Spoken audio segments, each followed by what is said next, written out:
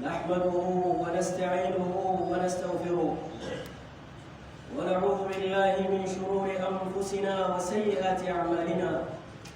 من يهده الله فلا مضل له ومن يضلل فلا هادي له، وأشهد أن لا إله إلا الله وحده لا شريك له، وأشهد أن محمدًا عبده ورسوله.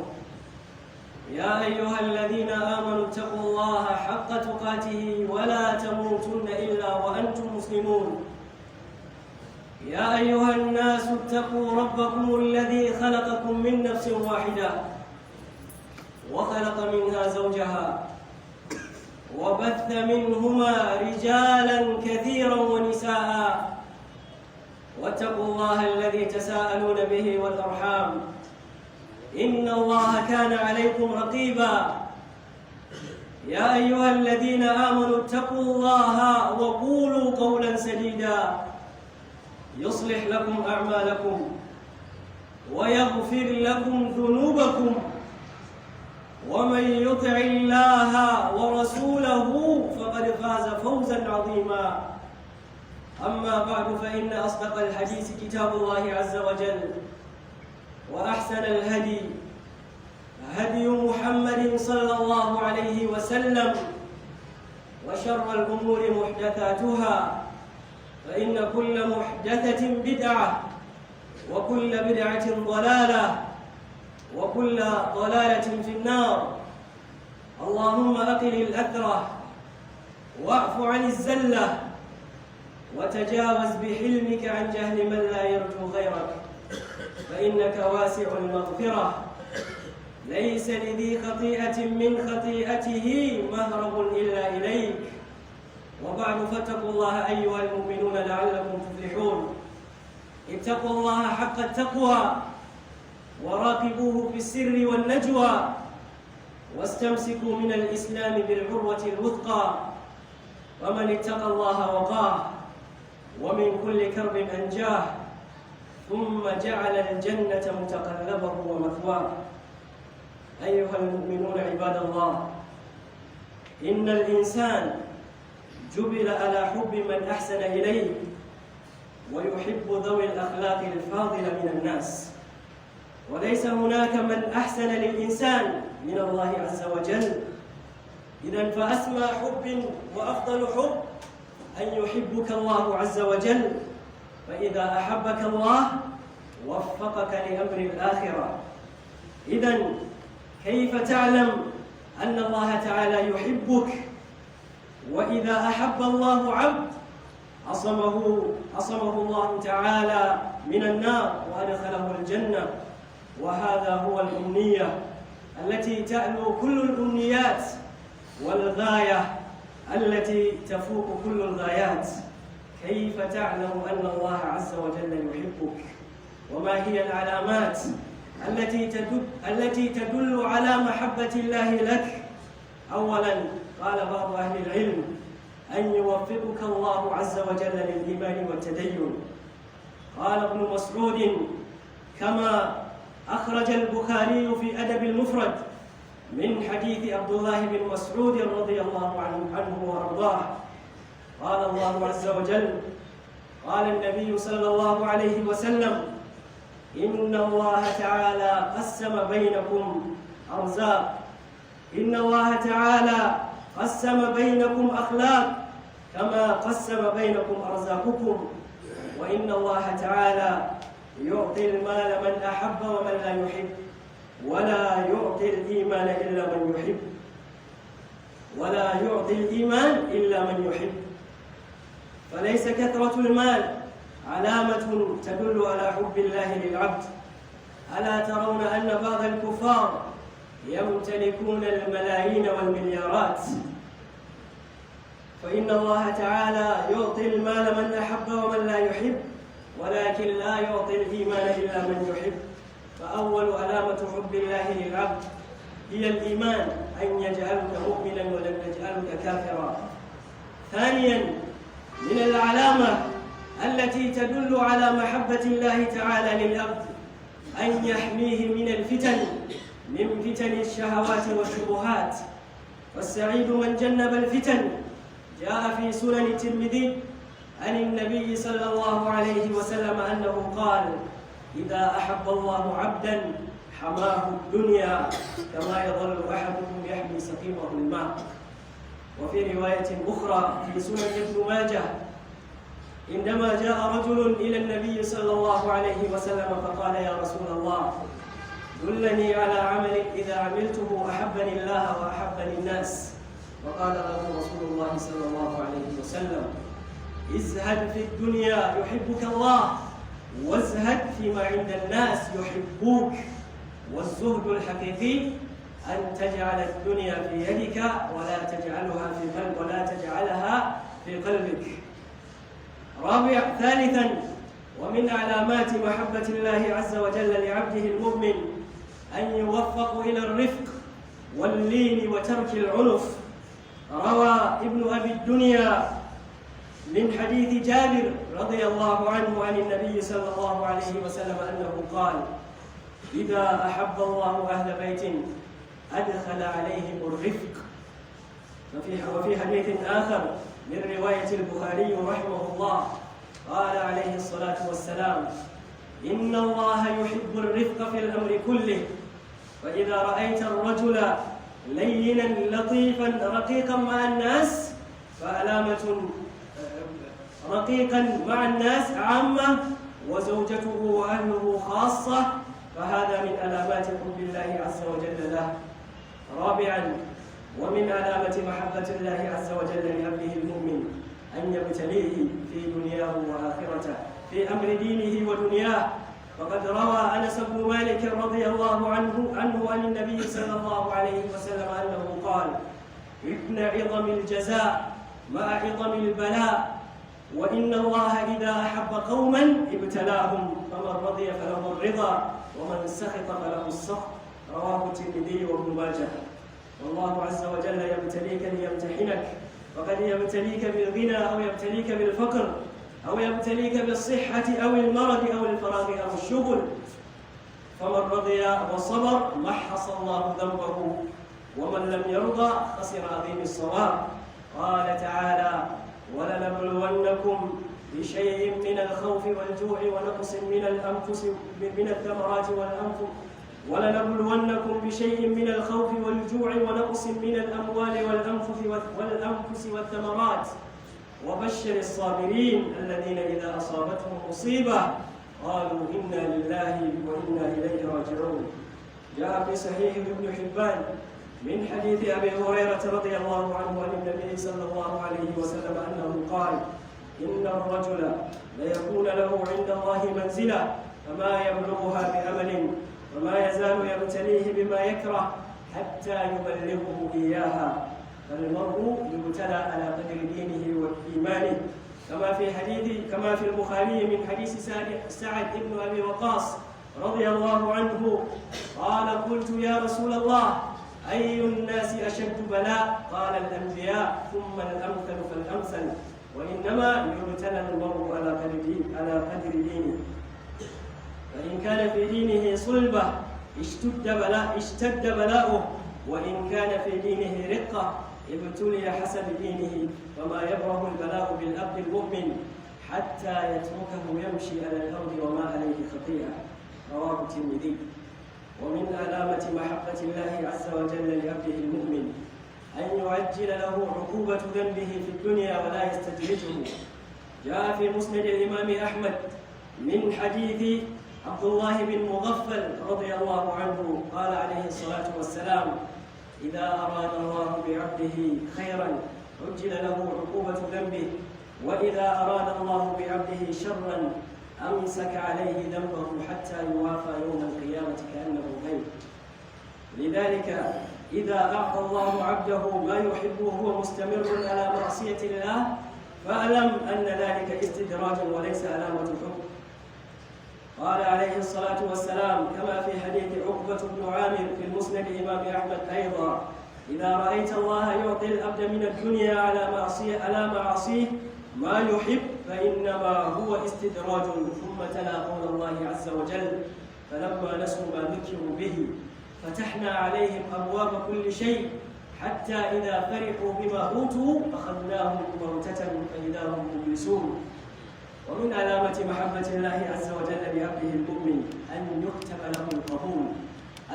الكل يحبه ويدعو له ويذكره بالخير حتى لو لم يسبق لك التعامل معه.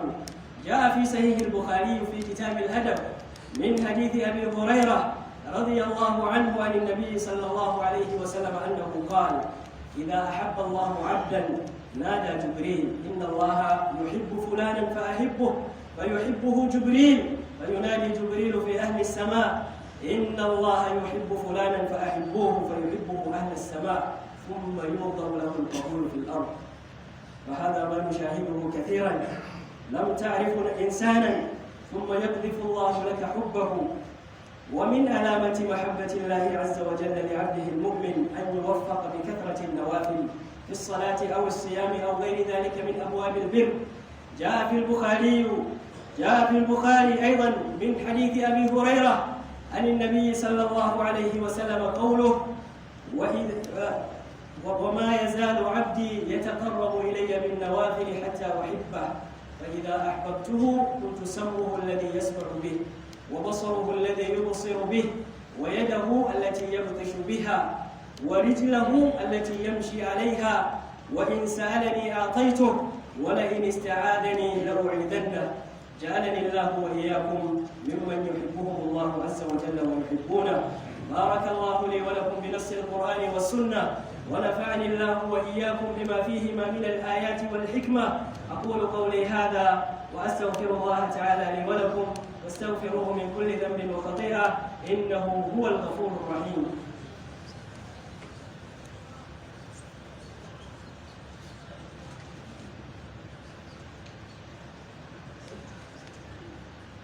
الحمد لله على إحسانه، والشكر له على توفيقه وامتنانه، وأشهد أن لا إله إلا الله وحده لا شريك له تعظيما لشأنه، وأشهد أن سيدنا ونبينا وقدوتنا محمد عبد الله ورسوله الداعي إلى رضوانه. dukkan yabo da godiya tare da kirari marasa iyaka haka marasa ƙarshe sun tabbata ga Allah mabuwayi, ubangijin bayi, ubangijin halittu baki ɗaya. Muna gode masa, muna neman taimakonsa, muna neman gafararsa, muna neman tsarin Allah ta'ala daga sharrin kawunanmu da sharrin munanan ayyukanmu. Wanda Allah maɗaukakin sarki ya nuface shi da shirya shi ne hakikanin shiryayye, wanda ya bata daga hanyar Allah ba shi da mai iya shiryar da shi sai Allah maɗaukakin sarki. Mun shaida babu abin bauta da gaskiya haka da cancanta sai Allah maɗaukakin sarki. Mun shaida annabinmu Muhammadu sallallahu alaihi wasallam bawan Allah ne kuma manzon Allah ne. Tsira da amincin Allah su ƙara tabbatuwa a gare shi, shi da sahabbansa da iyalan gidansa da ma waɗanda suka bibi tafarkinsa da kyautatawa har zuwa ranar sakamako. Ja'alani Allahu wa iyyakum minhum. Bayan haka 'yan uwa musulmi, mu tsoraci Allah madaukakin sarki, mu zamanto cikin bayinsa nagartattu masu kiyaye dokokinsa, masu tsare haƙƙoƙinsa. Mu sani wanda ya ji tsoron Allah ya kiyaye dokokinsa, Allah madaukakin sarki zai sanya masa mafita daga dukkan kunci. ومن يتق الله يجعل له مخرجا, kuma zai azarta shi ta inda ba shi zato ba shi tsammani, wa yarzuquhu min haythu la yahtasib. A wata ayar Allah madaukakin sarki yake cewa wa man yattaqillaha yukaffir anhu sayyi'atihi wa yu'dhim lahu ajra. Wanda ya ji tsoron Allah ya kiyaye dokokin Allah, Allah madaukakin sarki zai kankare masa kurakuransa kuma ya girmama lada a tattare da shi. Ya Allah maɗaukakin sarki ka kare mu da tsoronka. ‘Yan uwa musulmi, hakika Allah maɗaukakin sarki shi ya halicci zukatan bayi, kuma ya sanya sinadarin so da ƙauna su zamto a cikin ainihin wato zukatan halittu baki ɗaya, mutum da dabba, aljanu har da mala'iku, musulmi da wanda ba musulmi ba. Ka ji a zuciyarka kana son iyayenka, ko ka ji a zuciyarka kana son ‘ya'yanka, ko ka ji a zuciyarka kana son dukiyarka, ko ka ji a zuciyarka kana son addininka, ko ka ji kana son annabinka annabi Muhammad sallallahu alaihi wasallam, ko ka ji a zuciyarka kana son Allah mahalicci ubangijinka. Ka ji a zuciyarka kowane abin halitta Allah maɗaukakin sarki ya sanya so da soyayya a cikin zuciyarsa. Allah maɗaukakin sarki ya ƙaddari so da soyayya su zamto mataki-mataki, kuma a ɗabi'ar musulmi mai imani babu soyayya mafi girma, mafi daraja, mafi ɗaukaka kamar a ce Allah mahalicinka yana son ka, Allah maɗaukakin sarki yana ƙaunarka, yana son ka. Don haka Allah maɗaukakin sarki idan ya so bawa to ba zai azabtar da shi ba, kuma zai sanya rayuwarsa ta zamto rayuwa nagartacciya. Allah maɗaukakin sarki ya nuna a cikin alƙur'ani cewa waɗanda suka fi sansa su ne masu imani. walladina amanu ashaddu hubban lillah, waɗanda suke da imani su ne masu tsananin son Allah maɗaukakin sarki.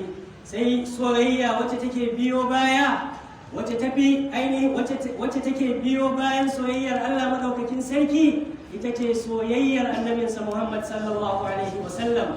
Wata rana Umar ɗan Khattab suna tafiya tare da annabi sallallahu alaihi wasallam, annabi ya rike hannun Umar, sai Umar yake cewa ya Rasulullahi wallahi in la anta ahabbu ilayya min kulli shay illa min nafsi.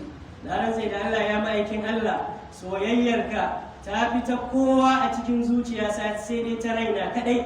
Sai annabi sallallahu alaihi wasallam yake cewa da Umar, wallazi nafsi biyadihi hatta akuna ahabbu ilayka min nafsi. Na rantsa da Allah ya kai Umar, sai na kasance mafi soyuwa a ranka fiye da ranka ya kai Umar. Sai Umar yake cewa wallahi la anta al'ana ahabbu ilayya min kulli shay hatta min nafsi. Na rantsa da Allah ya ma'aikin Allah, yanzu soyayyarka a cikin zuciyata ta fi ta raina har raina da yake jikina. Sai annabi sallallahu alaihi wasallam yake cewa da shi, al'ana ya Umar, yanzu ka tabbata mai cikakken imani ya kai Umar. A wata ruwaya annabi sallallahu alaihi wasallam yake cewa talathun man kunna fihi wajada bihinna halawatul iman. Waɗansu al'amurra guda uku wanda dukkaninku ya tattara su, to ya samu zaƙin imani, ya kai ainihin wato mataki na ƙarshe na imani, in ji annabi sallallahu alaihi wasallama. Ya samu daɗi da zaƙi na imani. Daga cikinsu an yakuna Allah wa rasulahu ahabbu ilayhi mimma siwahuma, ya kasance soyayyar Allah da soyayyar manzon Allah ta fi ta kowa a cikin zuciyar bawa. ‘Yan uwan musulmi, babu soyayya mafi daraja, mafi ɗaukaka, mafi girma kamar a ce Allah maɗaukakin sarki yana son ka. Domin idan ya zamto Allah yana son ka, to zai jibinci al'amuranka, zai inganta maka rayuwarka, sannan daga ƙarshe ya sanya aljanna maɗaukakiya ta zamto makomarka, wanda wannan shine fata, shine burin kowane musulmin kirki. To ya ta yaya za ka gane cewa Allah maɗaukakin sarki yana son ka, yana ƙaunarka? Malamai suka ce akwai wasu alamomi masu tarin yawa da suke nunar da idan bawa ya tattara su, to dukkaninsu alama ce ta cewa Allah maɗaukakin sarki yana son wannan wanda ya siffanci da wannan alama. Alama ta farko ita ce Allah maɗaukakin sarki ya datar da kai da imani da kuma san addini. Hadisi ya tabbata a cikin adabul mufrad na Imam Bukhari, hadisin Abdullahi bin Mas'ud, annabi sallallahu alaihi wa sallam yana cewa inna Allah ta'ala qassama bainakum akhlaq kama qassama bainakum arzaq. Allah madaukakin sarki yayi rabon dabi'u na kirki, yayi rabon halayen kirki a cikin ku kamar yadda yake rabon arziki a cikin ku. Wa inna Allah ta'ala yu'ti al-mala man ahabba wa man la yuhib. Allah madaukakin sarki yana ba da dukiya, yana ba da duniya ga wanda yake so, yana ba da ita kuma ga wanda ma baya so. Walakin la yu'ti al-imana illa man yuhib. Amma Allah madaukakin sarki baya ba da imani, baya kyautar imani sai ga wanda yake so. Don haka babbar alama da take nunar da cewa Allah madaukakin sarki yana son ka ita ce ya sanya maka imani a cikin zuciyarka. Ya ‘yan uwa musulmi, don haka a yayin da kaga Allah maɗaukakin sarki ya ba wa wani mutum dukiya ko wani matsayi ko wata ɗaukaka ta duniya, to wannan baya nufin cewa Allah maɗaukakin sarki yana son sa. Dan duniya Allah maɗaukakin sarki na ba da ita ga wanda yake so, mutumin kirki ko mara kirki, musulmi ko kafiri. Shi yasa a wata ruwaya annabi sallallahu alaihi wa sallam yake cewa law kanat ad-dunya ta'dilu 'inda Allah janaha ba'udah ma saqa kafiran minha sharbata ma. Da a ce duniya a wajen Allah, darajar duniya ta kai darajar fuffuken sauro a wajen duniya, da Allah maɗaukakin sarki bai shayar da kafiri makwalwa ta ruwa ba. Amma imani Allah maɗaukakin sarki baya ba da shi ga kowa sai ga wanda yake so cikin bayansa. Alama ta biyu, 'yan uwa musulmi, da ke nunar da cewa Allah maɗaukakin sarki yana son ka, yana ƙaunar ka, shine ya tsare ka daga afkawa cikin fitintunun sha'awa ko ainihin wato shubuhohi, fitnati shahawati wa shubuhat. Ka zamto mai tsantseni kuma mai kamewa game da afkawa cikin fitintunu, sawa'un fitintunun da suke da alaka da kuɗi kamar sata ko damfara ko kwace, ko fitintunun mulki, ko ainihin wato fitintunu na ilimi, ko fitina da ke da alaka da mata. Shi yasa suratul baqara, suratul kafi, Allah maɗaukakin sarki ya jero nau'ikan manya-manyan fitintunu na duniya. Akwai fitinar mulki, akwai fitinar dukiya, akwai fitinar ilimi. Fitina ɗaya ce malamai suka ce babba da Allah maɗaukakin sarki bai kawo ta a cikin wannan sura ba, ita ce fitinar mata. To yayin da Allah maɗaukakin sarki ya kubutar da kai, ya tsare ka daga afkawa cikin fitintunu, to wannan wata babbar alama ce da ke nunar da cewa Allah maɗaukakin sarki yana son ka kuma yana ƙaunar ka. Hadisi ya tabbata cikin sunan na Imam Tirmidhi, annabi sallallahu alaihi wa sallam yana cewa idza ahabba Allahu 'abdan hamahu dunya kama yadhunnu ahadukum yahmi saqima. Idan Allah maɗaukakin sarki yana son wani bawa, yana ƙaunarsa, ko zai sanya masa tsantseni game da duniya, gudun duniya, kamar yadda ɗayan ku yake tsantseni game da mara lafiyarsa.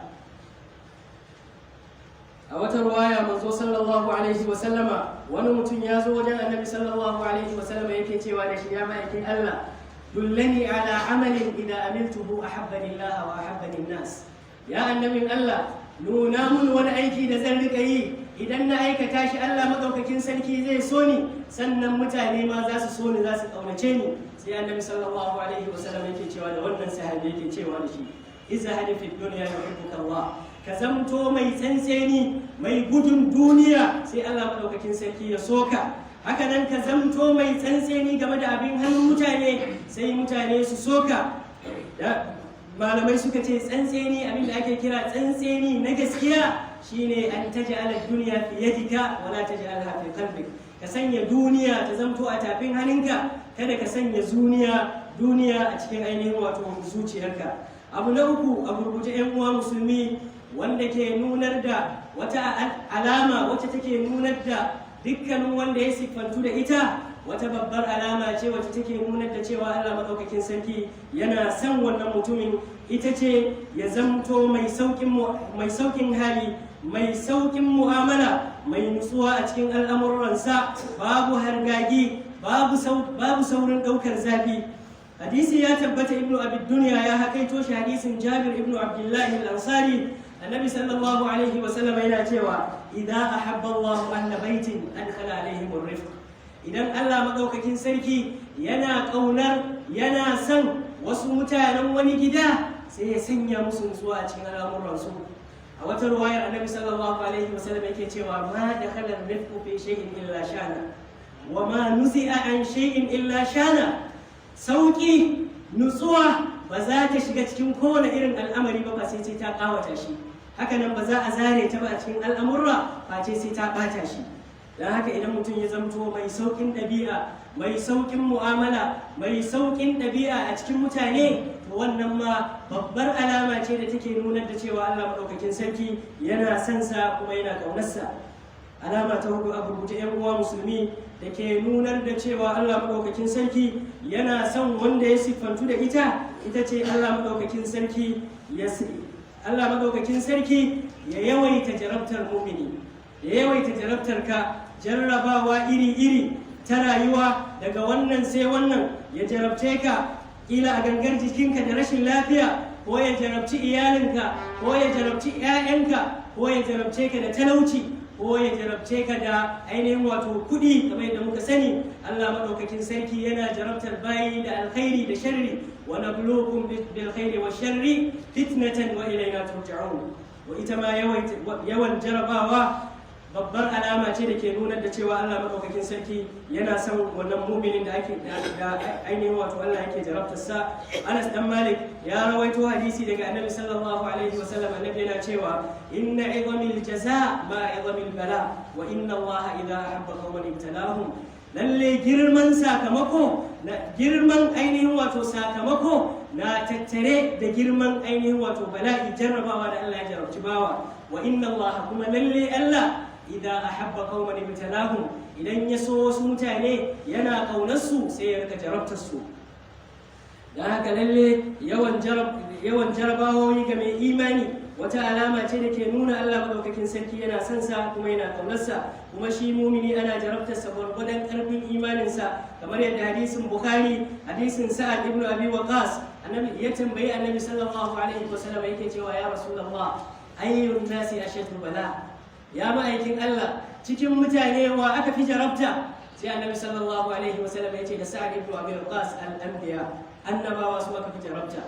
Sai Annabi sallallahu alaihi wasallam yake cewa wa innama yubtala al-mar'u ala qadri dini, ana jarabtar bawa, ana jarabtar sa gwargwadon karfin imaninsa. Idan ya kasance yana da karfin imani, gwargwadon karfin imaninsa gwargwadon jarabawa da Allah madaukakin sarki zai yi masa. Alama ta biyar daga cikin alamomin da ke nunar da cewa Allah maɗaukakin sarki yana son ka kuma yana ƙaunar ka shine Allah maɗaukakin sarki ya datar da kai da soyayyar mutane. Kowa ya ganka ya je yana son ka, ya je yana ƙaunar ka, ya ji ka burge shi, ya ji ainihin wato yana son ka. Ya tabbata a cikin sahih Bukhari kitabul adab, hadisin Abi Huraira, Annabi sallallahu alaihi wa sallam yana cewa idza ahabba Allahu 'abdan nada Jibril inna Allah yuhibbu fulan fa ahibbuhu. Idan Allah maɗaukakin sarki yana ƙaunar wani cikin bayi, sai ya kira Jibril ya ce ya Jibril, ina ƙaunar wani ɗan wani jikan wani, ina ƙaunar wani, don haka kai ma ka so shi.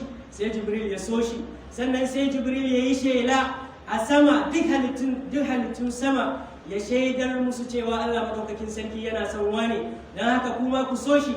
Sai su so shi, sai Allah maɗaukakin sarki ya sanya soyayyar bawa a ƙasa. Mutane kowa ya ganka ya je yana son ka. Da a gurguje 'yan uwa musulmi, daga cikin alamomin soyayyar Allah ga bawa ita ce Allah ta'ala ya datar da kai da yawan aikata ayyuka na nafilfilu, nafila musamman ta azumi, ko kuma nafila kamar sunanin rawatib, nafilolin da ake yin su kafin sallar farilla ko bayan sallar farilla, ko kuma nafiloli kamar salloli na dare, ko kuma ainihin wato azumi na nafila.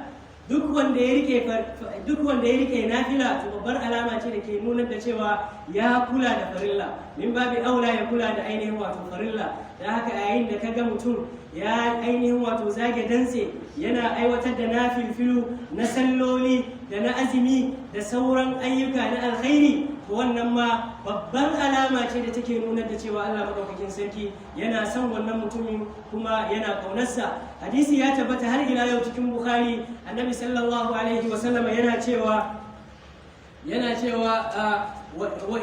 wala yazalu abdi yataqarrabu ilayya bin nawafil hatta uhibba. Bawa ba zai gushe ba yana kusanta ta hanyar nafilfilu, ta hanyar aikata ayyuka na nafila har sai na so shi.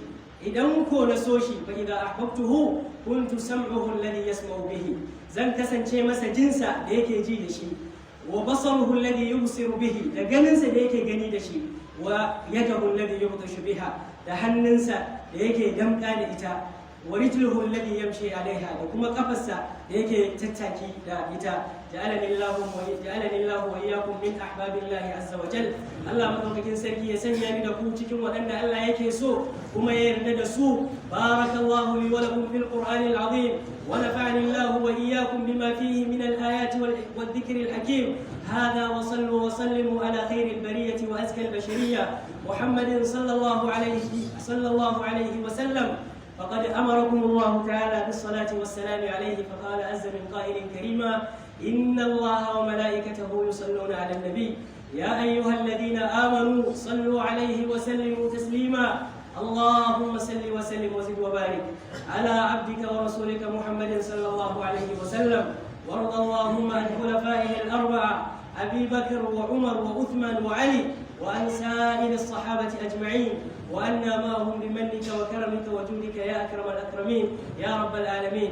عباد الله، إن الله يأمر بثلاث وينهى عن ثلاث: يأمر بالعدل والإحسان وإيتاء ذي القربى، وينهى عن الفحشاء والمنكر والبغي، يعظكم لعلكم تذكرون.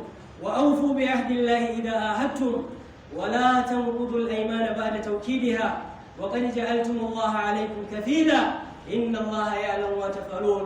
وقوموا إلى صلاتكم يرحمكم الله.